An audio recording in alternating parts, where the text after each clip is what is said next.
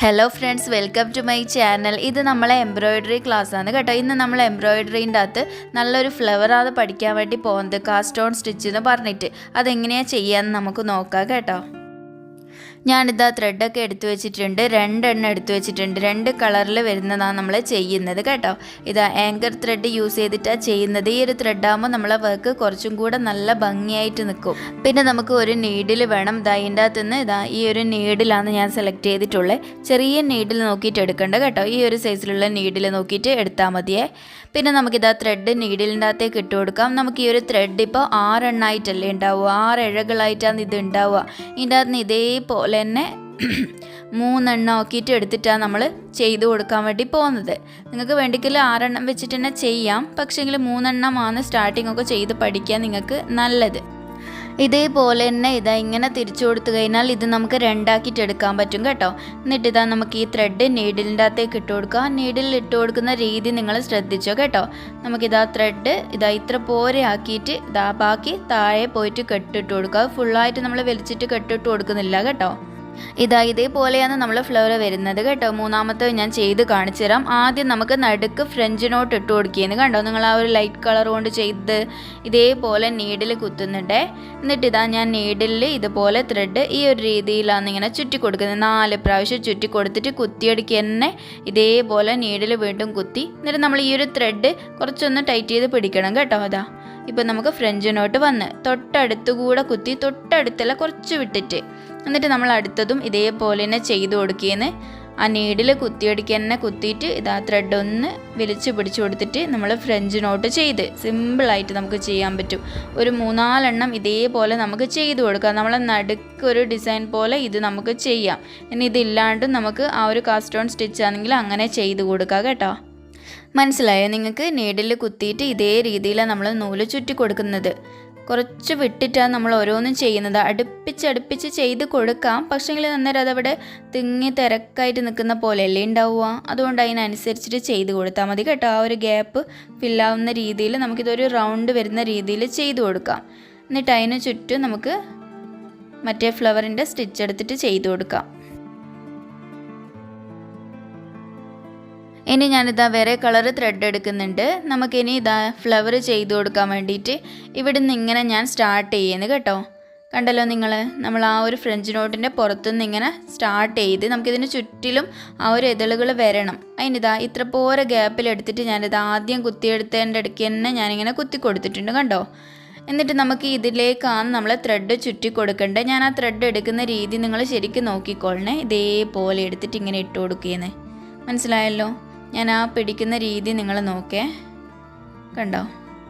എന്നാലേ നമുക്ക് ആ ഒരു ഫ്ലവർ ചെയ്യാൻ പറ്റുള്ളൂ. ഇതേപോലെ പിടിച്ചിട്ട് ഒന്ന് തിരിച്ചിട്ടാണ് നമ്മൾ ഈ ഒരു ത്രെഡ് ഇതിൻ്റെ അകത്തേക്ക് ഇട്ട് കൊടുക്കുന്നത്. നമ്മൾ ആ ഒരു നീഡിൽ കുത്തിയത് കണ്ടോ, ആ ഒരു ഗ്യാപ്പ് ഫില്ലാവാൻ വേണ്ടി എത്ര പോരെ നമുക്ക് എടുക്കണമെന്ന് നിങ്ങൾ നോക്കുക, ഏകദേശം നോക്കുക. അതിന് കണക്കായിട്ടാണ് നമ്മൾ ഇതേപോലെ ത്രെഡ് ചുറ്റിയിട്ട് എടുത്ത് കൊടുക്കേണ്ടത് കേട്ടോ.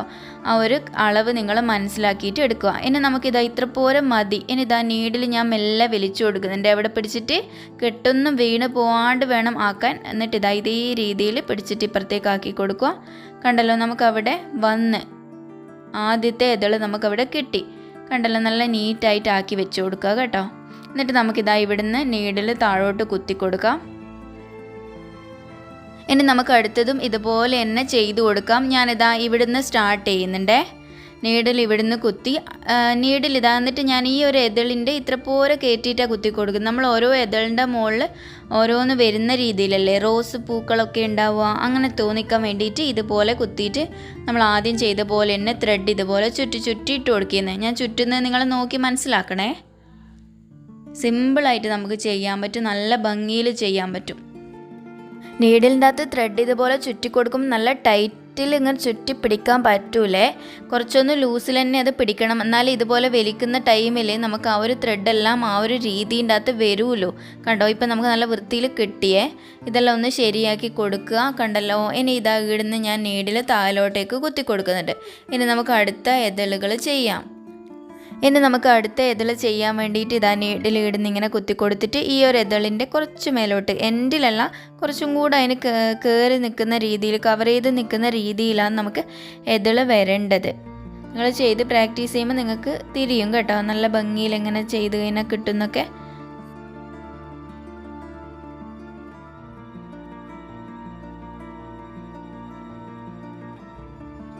ഇത്ര പോരെ മതി. നമുക്കവിടെ ഫില്ലാവാൻ വേണ്ടിയിട്ട് ഇതാ നീഡിൽ ഞാൻ മെല്ലെ വലിച്ചു കൊടുക്കുന്നുണ്ട്. എന്നിട്ട് ഇതേ രീതിയിൽ നേരെ ആക്കി വെച്ച് കൊടുക്കുക. കണ്ടോ, നമുക്ക് അവിടെയും കിട്ടിയിട്ടുണ്ട്. ഇനി ഇതാ നീഡിൽ ഇവിടുന്ന് എൻ്റെ നിന്ന് നമുക്ക് ഇനി ഇതാ അടുത്ത ഒന്നും കൂടെ ചെയ്ത് കൊടുക്കാം. ഈ ഒരു ഗ്യാപ്പിൽ വരുന്ന രീതിയിൽ 2 എതളിൻ്റെയും കുറച്ചൊന്ന് കയറി നിൽക്കുന്ന രീതിയിൽ, കവർ ചെയ്ത് നിൽക്കുന്ന രീതിയിൽ നമ്മൾ ആ ഒരു എതൾ വരണം. കണ്ടോ, ഞാൻ ഇവിടുന്ന് ഈ ഒരു എതളിൻ്റെ അടിയിൽ നിന്ന് ഇങ്ങനെ കുത്തി കൊടുക്കുന്നുണ്ടേ.